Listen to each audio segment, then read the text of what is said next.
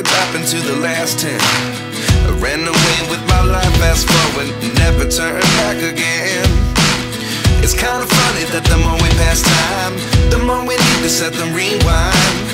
And 19 was the year I had to leave you, but now I'm seeing all the signs. Is this really happening? I can't believe it's true. I'm just as surprised. যে কোনো জায়গায় পুরুষ এবং নারী একত্রে যদি justice চাইতে যায়, সেই সমস্ত জায়গায় নারী জিতবে। যদি হোক পুরুষ সঠিক, হোক নারীর ভুল, তবুও নারী জিতবে। কারণ আমাদের সিস্টেম হচ্ছে বায়াস, অলওয়েজ বায়াস। তার কারণ হচ্ছে যদি পুরুষ আর নারী দুজন একত্রে দাঁড়িয়ে আছে, সেখানে নারী হচ্ছে ভুল, পুরুষ হচ্ছে সঠিক। কিন্তু নারীর কাঁদার দুফোঁটা চোখের জল দেখে অলওয়েজ সবাই নারীর কথাটাই বিশ্বাস করবে, পুরুষের কথা কখনো বিশ্বাস করবে না। তার সব থেকে বড় প্রমাণ আমরা কিন্তু চোখের সামনে দেখতে পেলাম অতুল সুভাষের কাহিনী দেখে। ছোটবেলা থেকে এত কষ্ট করে পরিশ্রম করে পড়াশোনা করা, তারপরে আবার চাকরি করা, 9 to 5 এত কষ্ট করে মাথার ঘাম পায়ে ফেলে চাকরি করে টাকা ইনকাম করা, এত কিছুর কি প্রয়োজন আছে? একটা বিয়ে করে নিলেই তো হয়। বর কারাকারি টাকা ইনকাম করে আনবে, আর বরের টাকায় নিজের অধিকার ফলাবো এবং বলবো যে সেই টাকাটা আমার, এবং সেই টাকাটা নিজের যা খুশি তাই খরচা করব, যা খুশি তাই মিস ইউজ করবো, আর বরের ওপর বোঝা চাপিয়ে দেবো আরো বেশি ইনকামের। আমাদের মাথায় এটাই সেট করে দেওয়া হয়, এবং পুরুষদের মাথায় এটাই সেট করে দেওয়া হয় যত কষ্টই হোক, যতই তুমি কষ্ট পাও, তোমাকে ইনকাম করে যেতেই হবে, তোমাকে সংসারের ঘানি টানতেই হবে, সবার দায়িত্ব তোমাকে একাই নিতে হবে, অ্যান্ড তুমি কখনো কাঁদতে পারবে না, তুমি কখনো কষ্টটা প্রকাশ করতে পারবে না। এবং আজকালকার মডার্ন যুগে ডিভোর্স নামক শব্দটা সচরাচর সমস্ত পারিবারিক ক্ষেত্রে ঘটেই থাকছে। এই কমন শব্দটা সবাই ইউজ করছে, বলতে পারা যায় মিস ইউজ করছে। তার কারণ হচ্ছে মেয়েদের কিছু চুন থেকে পান খসলো কি কিছু অশান্তি হলো, ডিভোর্স নেওয়া এবং তার বরের ওপর ভুল ভাল আইনি ব্যবস্থা নেওয়া, তার উপর ভুল কেস দেওয়া এবং তার কাছ থেকে একটা বড় টাকার অঙ্ক দাবি করা। প্রতি মাস গেলে সেই টাকার অঙ্ক তার ঘরে এসে পৌঁছে যাচ্ছে। মেয়েরা যতই কিনা সেলফ ডিপেন্ডেন্ট হোক, মেয়েরা যতই কিনা ইনকাম করুক, তারা বরের কাছ থেকে একটা পকেট মানি অলওয়েজ দাবি করে, তার নিজের ইনকাম থাকা সত্ত্বেও,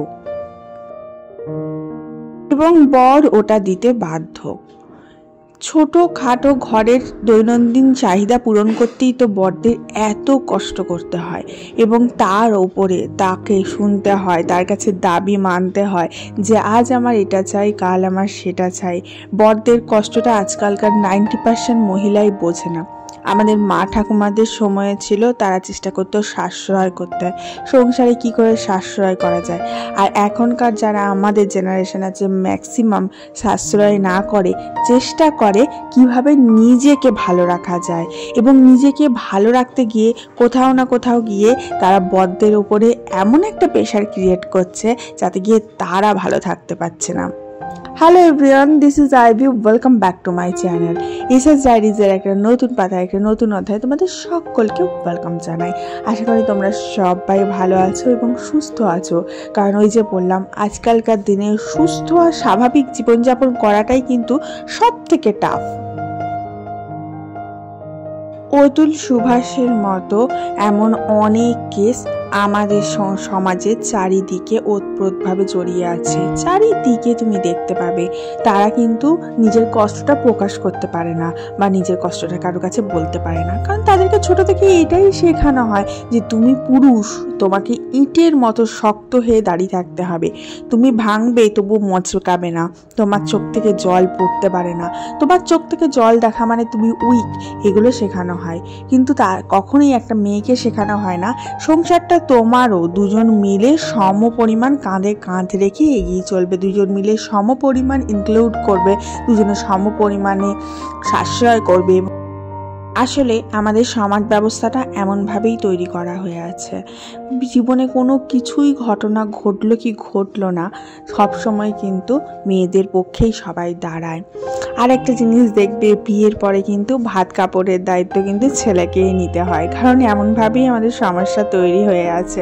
একটা মেয়ে কখনো নেয় না কিন্তু ভাত কাপড়ের দায়িত্ব।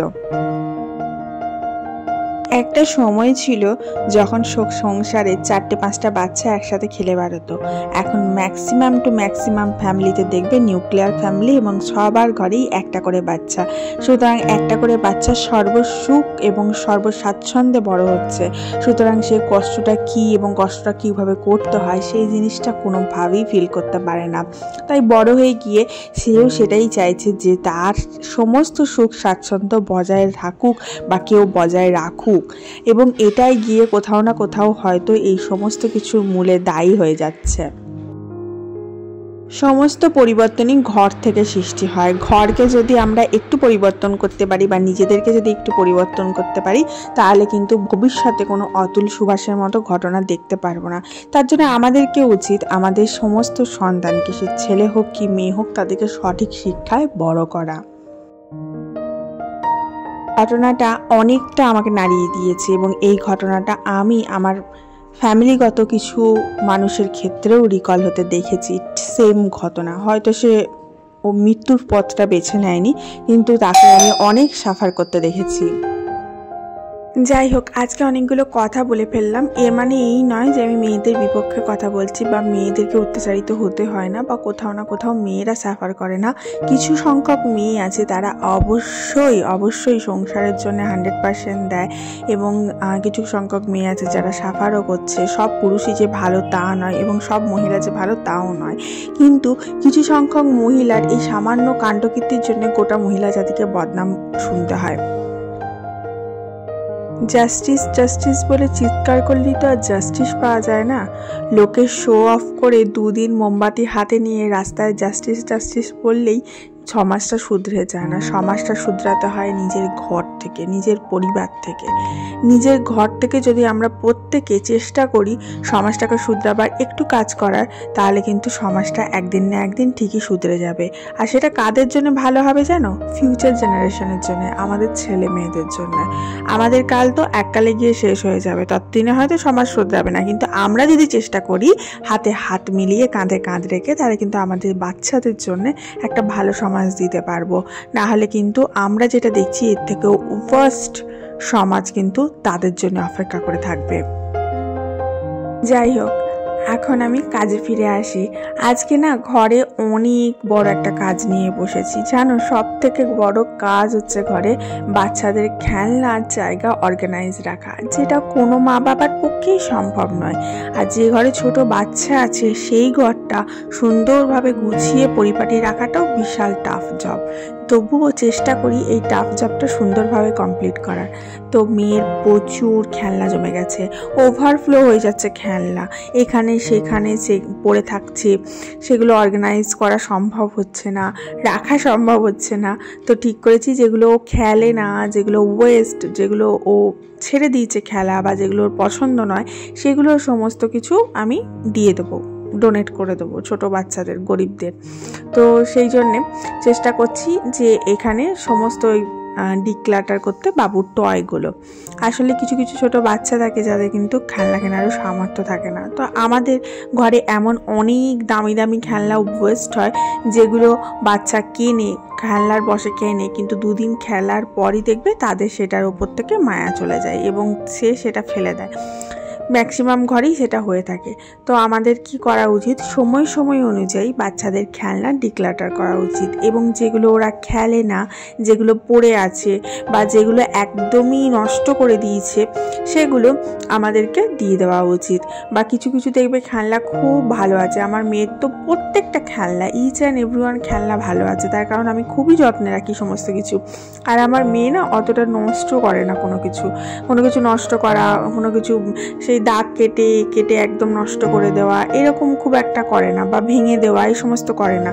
তো খেলার পরে ধরো কিছুদিন পরে আবার একটা নতুন খেলনা পেলো, তখন পুরোনো খেলনার প্রতি ওর মায়াটা ত্যাগ হয়ে গেল, তো সেটা আবার পড়ে রয়েছে, এরকম হয়ে যায়।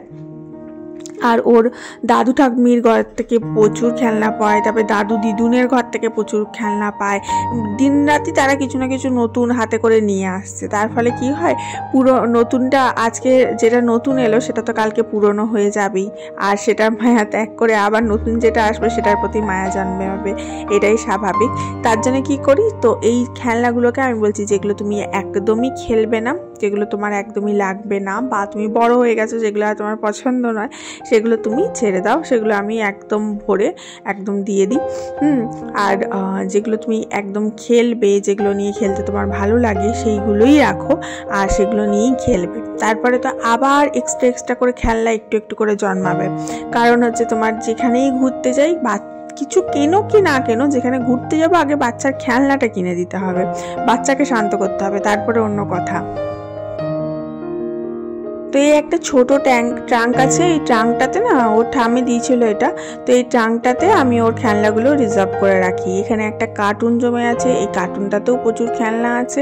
তো দেখবে ওই কি হয় না, হোলির সময় পিচকারি কেনে, তারপরে অনেক ধরনের বন্দুক কেনে। দেখো লাভ দড়িটা বেরোলো, এটা আমি ইউজ করি, এটা কখনো ঢুকিয়ে নিয়েছে আর দেখতে পাইনি। তো এই সমস্তগুলো দেখেছো, ভালো ভালো বন্দুক, এই সমস্ত বন্দুকগুলো না ব্যাটারি লাগালেই চলবে, এত সুন্দর, দামি, কত দামি। তখন আমার বাবা বন্দুক কিনে দিয়েছিল, একটা বন্দুকের দামই 300-400 টাকা করে। বাচ্চাদের এখন কোনো খেলনাতেই তুমি হাত দিতে পারবে না, 100-200 টাকার নিচে তো কিছু নেই। যাই হোক, তো এই খেলনা ভরতে দেখছি কখন যে এক বস্তা পুরো ভরে গেছে, ওভারফ্লো হয়ে যাচ্ছে, সে মানে কি বলবো, মানে এত জিনিস। তার মধ্যে থেকে একটা বন্দুক আবার আমার বর বার করলো, 1000টা বন্দুক, আমার মেয়ের 1000টা, তো একটা বন্দুক বার করলো, নিয়ে আমার বর বলছে এটাতে ওই বোমগুলো হয় না, সেই ফটকাগুলো, ওগুলো ফাটানো যাবে। তো বললো ওটা রেখে দাও, তো ওটা রেখে দিলাম। তো এখানে দেখো একটা করে নিয়ে আসছে। তো আমি বললাম এই গাড়িটা ভালোই আছে, বেশ সুন্দর সাজিয়ে রাখে, ভাল লাগে, এটা ফোল্ডিং খোলা যায়। আমি বললাম এটা একটু পরিষ্কার করে রেখে দিই, বাকিগুলো তুমি দিয়ে দাও, এরকম আর কি। এখন দেখো টাঙ্কিটা ধরেছি, এর মধ্যে কত রকম আছে, দেখো ঢোল রয়েছে, ওর গাড়ি রয়েছে, মানে অজস্র খেলনা, অজস্র। আর যেখানে যায় গাড়ি টাড়ি তো এক গাদা থাকে। এর মধ্যে থেকে খুব কম সংখ্যক যেগুলো খুব ভালো আছে সেগুলো রাখলাম, আর বাকিগুলো ঢুকিয়ে দিলাম। এই দেখো গাড়িগুলো একদম ভালো আছে, ছোট ছোট বাচ্চারা পেলে সুন্দর খেলতে পারবে। তারপরে ঝুনঝুনি, বাঁশি, কত রকমের খেলনা, মানে খেলনা দেখাতে গেলে তোমার বোধহয় সারা বছরটা কেটে যাবে, খেলনা শেষ হবে না। যাই হোক, আমি খেলনা কটা বাগাতে তোমরা প্লিজ একটু লাইক করে দাও দেখি, আর ভিডিওটা প্লিজ একটু শেয়ার করে দিও বন্ধু বান্ধবের সাথে, ঠিক আছে? কেন জানো তো, একটু তোমার শেয়ার আর একটু লাইকে তোমার কোনো কিছু খরচা হবে না, কিন্তু আমার একটু ভালো হবে। আমি জানি তুমি পারবে আমার এই ভালোটা করতে। একটু লাইক করে দেবে আর ভিডিওটা একটু শেয়ার করে দেবে। আর যারা এখনো চ্যানেলটা সাবস্ক্রাইব করেনিও, অবশ্যই চ্যানেলটা সাবস্ক্রাইব করে নিও। এরকম ভালো ভালো ভিডিও তুমি প্রতিদিন বেসিসে দেখতে পাবে। আর ইউটিউবে চলার পথে কিছু ভালো সংখ্যক বন্ধু, ভাই বা দাদা পেয়েছি যারা প্রতিদিন বেশি আমাকে খুব ভালো কমেন্ট করে। তো তাদের নামে একদিন আমি লিস্ট বানিয়ে তোমাদের সবাইকে শোনাবো। তাদের প্রতিদিনের ভালো একটা করে কমেন্ট পেলে না মনটা ভালো হয়ে যায়, সারাটা দিন খুব ভালো যায়। তো তাদেরকেও অসংখ্য ধন্যবাদ। আর যারা প্রতিদিন বেশি আমার ভিডিওটা দেখছো কিন্তু কমেন্ট করতে গায়ে জ্বর আসে, তাদেরকেও অনেক ভালোবাসা। আজকে লাঞ্চে মেনুতে বানিয়েছিলাম উচ্ছে আলু ভাজা। আমার উচ্ছে আলু ভাজা খেতে ভীষণ ভালো লাগে।